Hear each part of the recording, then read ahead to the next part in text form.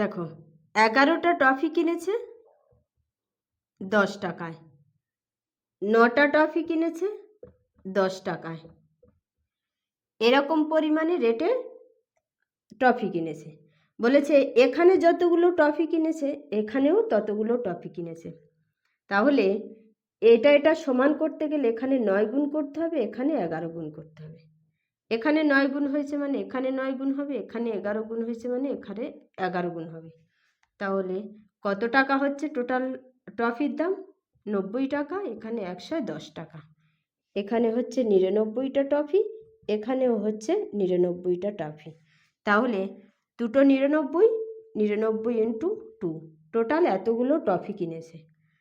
এতগুলো টফির দাম কত হচ্ছে? 110 প্লাস 90,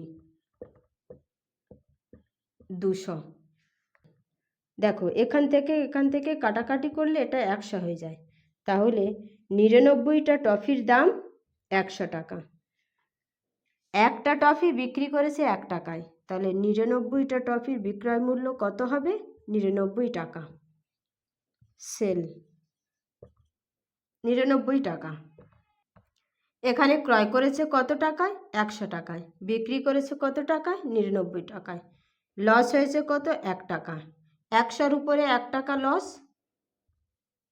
ইন্টু 100, 1% লস। অপশানে কি বলা আছে দেখো, এ অপশান অ্যান্সার।